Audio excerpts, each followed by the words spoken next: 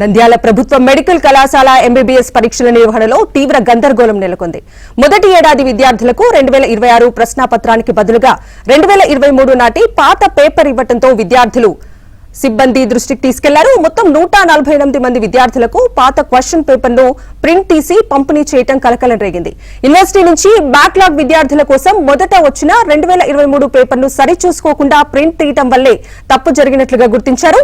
పొరపాటును గ్రహించి వెంటనే 2026 నాటి అసలైన ప్రశ్నాపత్రాలను విద్యార్థులకు అందించారు.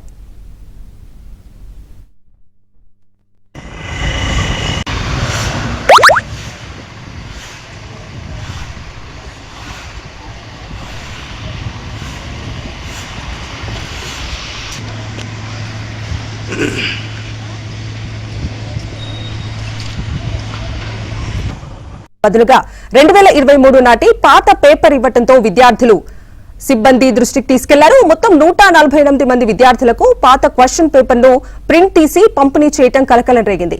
యూనివర్సిటీ నుంచి బ్యాక్లాగ్ విద్యార్థుల కోసం మొదట వచ్చిన 2023 పేపర్ ను సరిచూసుకోకుండా ప్రింట్ తీయడం వల్లే తప్పు జరిగినట్లుగా గుర్తించారు. పొరపాటును గ్రహించి వెంటనే 2026 నాటి అసలైన ప్రశ్నాపత్రాలను విద్యార్థులకు అందించారు.